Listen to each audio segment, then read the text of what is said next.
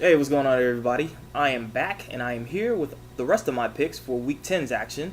Last week, I went 9-5. Hooray for me. And I've already given you my pick for Thursday, which I was correct, and I'm sure the rest of America was correct in picking Indianapolis over Jacksonville. Only the most loyal, true to life, diehard Jags fan thought that they had a chance to beat the Colts. Mainly because they already upset the Colts. But wasn't going to happen. So, having said that, we're going to go ahead and move forward, and I'll give you my picks for all of today's action, tonight's action, and Monday night's action of Week 10. The following teams are on bye: the Green Bay Packers, the Cleveland Browns, the Washington Redskins, and the Arizona Cardinals. They get to sit at home and chill and watch the games just like you and I. So, without further ado, let's get started. We got the New York Giants coming off of a ugly loss to the Pittsburgh Steelers, actually being up by 14 points and blowing that lead. And now they head to Cincinnati, where they're actually 0-5 all time at Cincinnati, but they're facing a Bengals team who are notorious for losing to teams that are actually high caliber. And regardless of what happened last week to the Giants against the Steelers, the Giants are still a high caliber team. They're 6-3. They lead the NFC East, and they're the defending Super Bowl champs.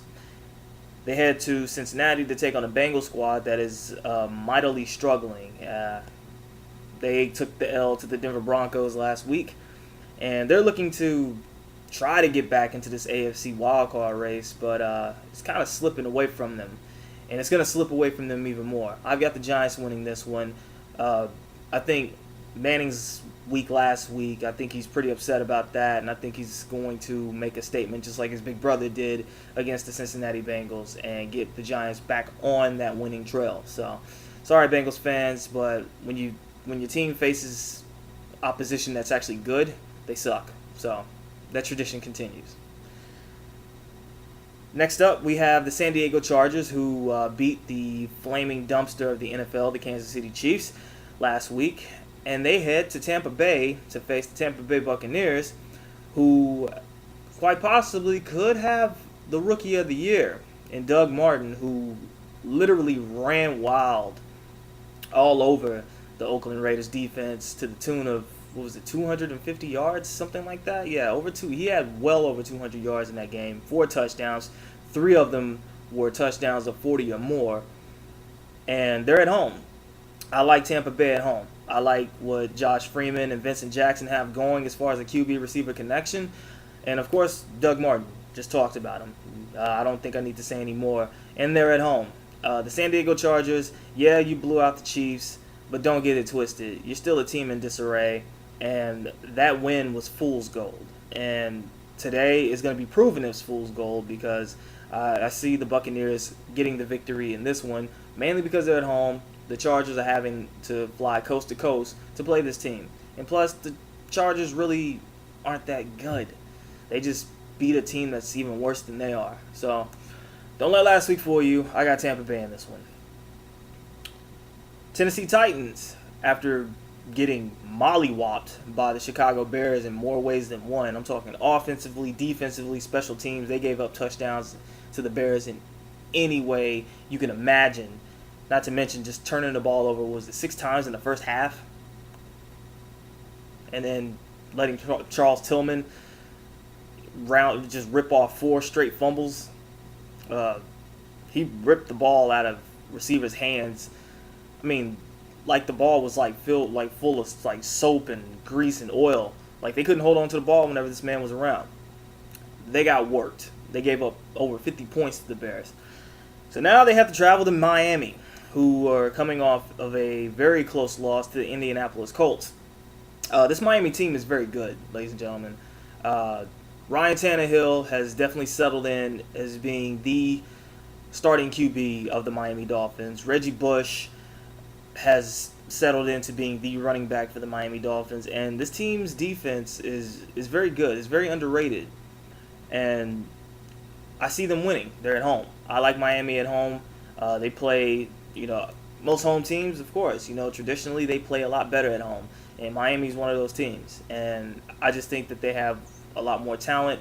on both sides of the ball than what Tennessee has, even though Tennessee does have Chris Johnson, but they're running up against a defense that really doesn't like giving up rushing yards. So, having said that, I'm going with Miami at home.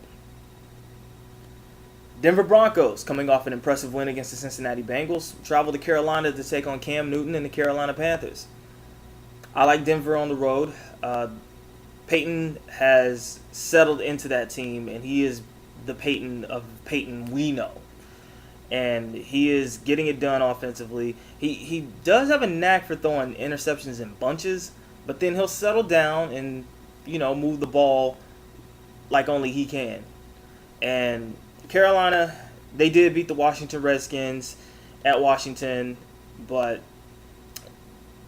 the Broncos' defense is a lot better than what Carolina faced with Washington. And Denver's offense is way better than what Carolina faced with Washington. So I'm giving this to the team of the AFC West. I'm giving this to the Broncos. Next up, we have a battle between two AFC East foes, where we have the Buffalo Bills traveling to New England to take on the Patriots. Now, if you remember correctly, the Buffalo Bills were beating up on the Patriots in their last meeting. And then a tale of two halves, because that second half, the Patriots just poured it on them. Just a monsoon of points. Like, they hung 52 points on the Bills. They just outscored them and just, quite frankly, beat the shit out of them. And now Buffalo has to go to New England and play that same team. And New England's playing a hell of a lot better than they were then. And Buffalo is playing just as bad as they were then. So who do you think I'm picking in this? Team that gave up 52 points to their opponent today, and their opponent is at home. Yeah, New England. Oakland at Baltimore. Raiders are coming off a very close loss to the Tampa Bay Buccaneers. They had a furious rally that came up short. They travel to Baltimore, who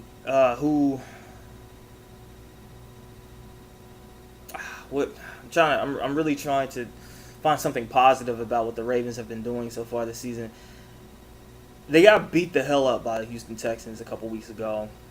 They had a bye week. They came off their bye. They beat the Cleveland Browns, but if you watch that game, it was the ugliest of wins. A win is a win. Yes, it is. But for a team that's supposed to be one of the premier ball clubs of the AFC, having to struggle with that kind of a squad, that doesn't bode well for any kind of postseason implications or how well you're going to go deep into the playoffs.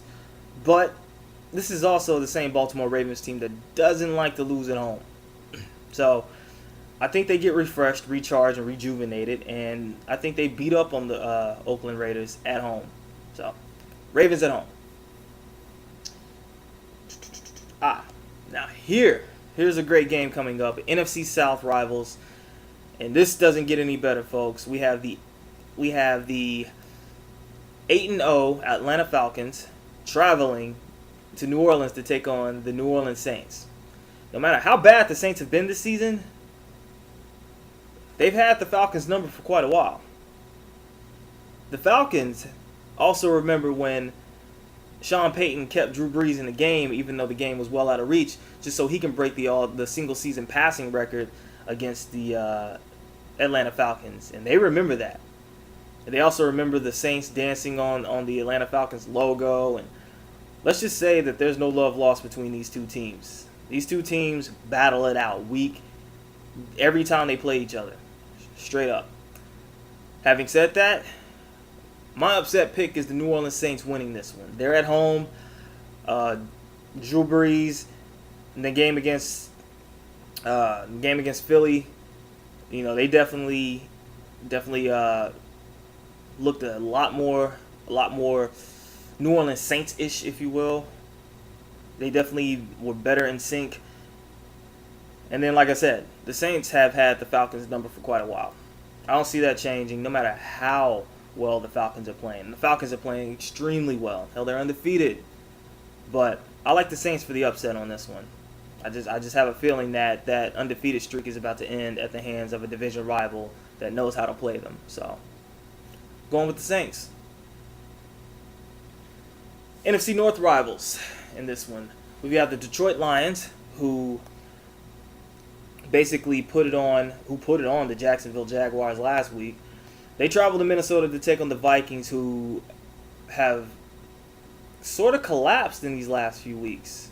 They went from 4-1 to what are they, 5-4 now? Something of that sort. Oh man, Christian Ponder. Everybody was talking about how he was just doing the most, and yeah, he ain't doing so much now, is he? He's had two consecutive games where he's thrown for less than 75 yards. That's not going to get it done, even though Peterson has just been beasting and has made his case to be the NFL Comeback Player of the Year after that ugly knee injury he suffered late last season. I'm going to go with Detroit on this one. Detroit, I think the fact that they actually have a running game now with Mikel LaSure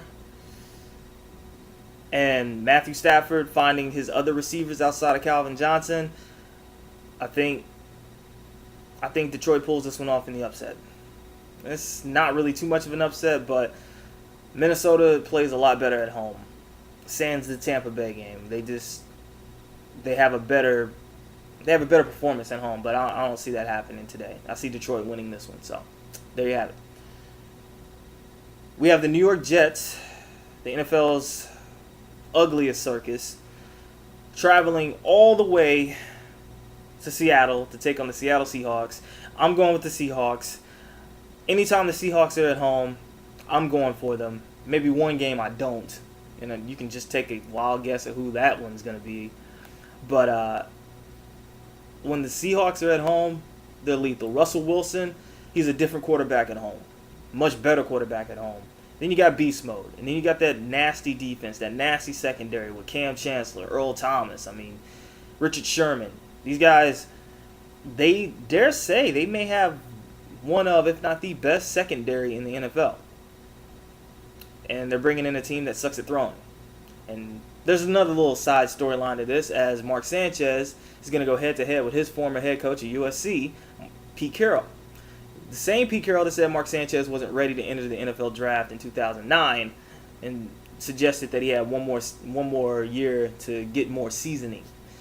So we'll see if that bodes well or not, or bodes true of Pete Carroll's words to Mark Sanchez, or will Sanchez all of a sudden light it up? Don't hold your breath on that. Like I said, they're playing Seattle at home. Not a good sign for the Jets. Seahawks. Next up, another battle between NFC West foes. We have the St. Louis Rams traveling to Candlestick Park to take on the San Francisco 49ers.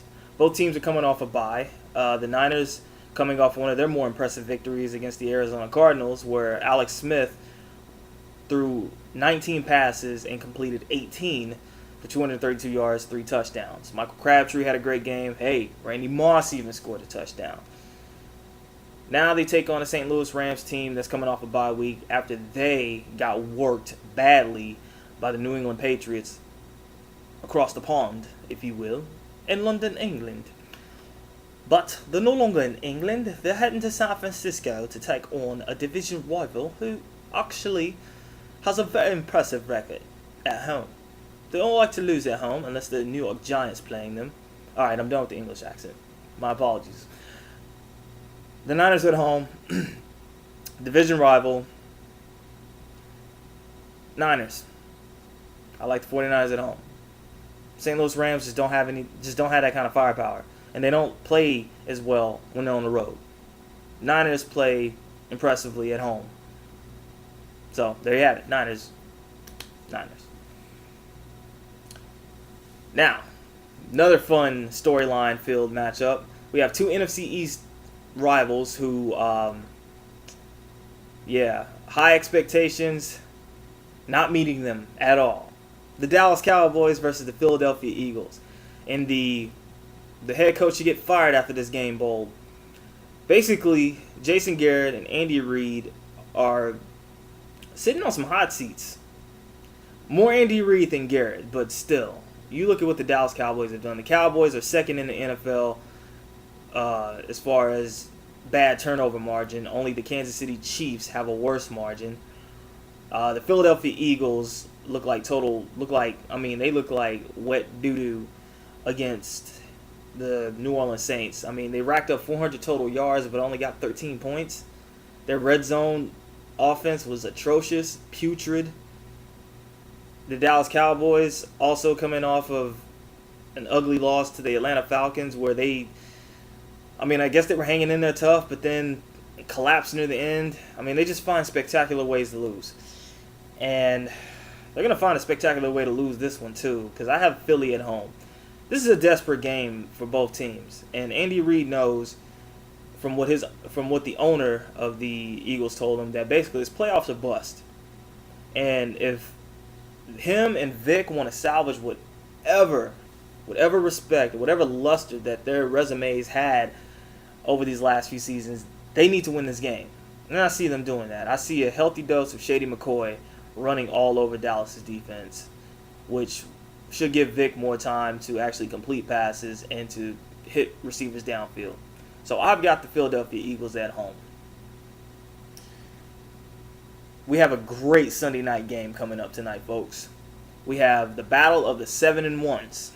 The battle of both teams have their sole loss to thank to the Green Bay Packers. Yes, the Chicago Bears are at home taking on the team of the AFC, the Houston Texans. And like I said, both teams have one loss, and it's to the exact same team. The Chicago Bears got blasted by the Green Bay Packers in Week 2. After the Green Bay Packers lost to the Indianapolis Colts, and Aaron Rodgers said that he was thoroughly pissed off, who did he take it out on? The Houston Texans at Houston. Houston got blown out at home by Aaron Rodgers and his 6 touchdown passes. Houston is traveling to Chicago, folks, to take on a Chicago Bears team that is playing amazing. Hell, they've got the second best record in the NFC. They have a defense that is so opportunistic and that is so good at creating turnovers. It's almost as if it's second nature to these Bears. Jay Cutler's playing well. Brandon Marshall's playing well. Forte's playing well. The Houston Texans, their defense is playing well. J.J. Watt is all-pro. Matt Schaub, Arian Foster, Andre Johnson, Owen Daniels. I mean, it's going to be a great matchup, straight up. But Chicago is at home. And that's what really bothers me about this game for the Houston Texans. Chicago is lethal at home. That swirling wind and just the way the Bears play at home, there's a cause for concern for any Texans fan. And this is why I'm going for Chicago, excuse me. I'm taking Chicago Bears at home. Houston can beat up on some really bad, mediocre teams.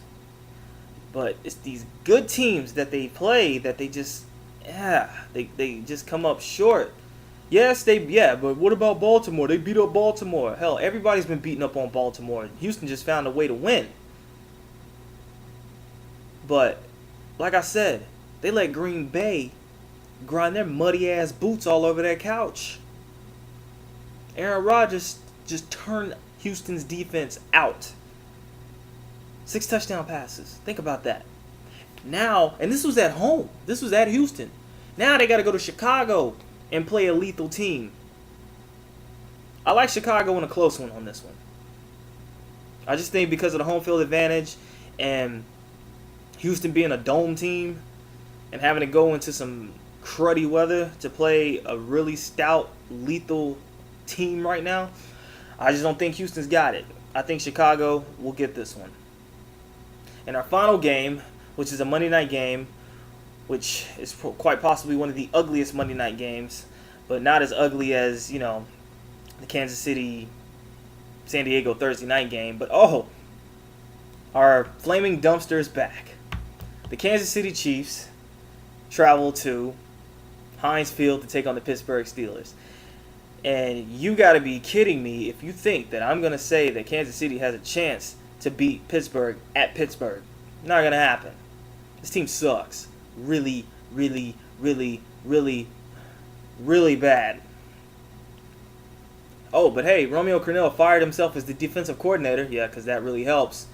I guess he was just giving himself rehearsal for when he actually truly gets fired by the end of the season, if he even makes it to the end of the season. This team is, man, the transmission blew out on this team after week 2. I know Saints fans got to be kicking themselves in the head like, how the hell we lose to that team? Because there's no way in hell anybody should be losing to this team. And Pittsburgh won't either. So, there you have it. Pittsburgh. So, there it is, folks. My picks for the rest of Week 10's action. Sorry I didn't get to do a What Have We Learned from Week 9. A little bit busy. Crazy schedule. Haven't had really much of a chance to do anything. My mid-season report, I didn't get a chance to do that. Sorry. But there's my picks. So hopefully you guys can digest that, and hopefully I'll get back to regular rotation, and maybe I'll get that mid-season report in soon enough. So hold on, hang in there. But until then, enjoy today's action, tonight's action, and tomorrow's action, and I'll see y'all later. Peace. Oh, before I forget, happy Veterans Day to all those who serve and who have served.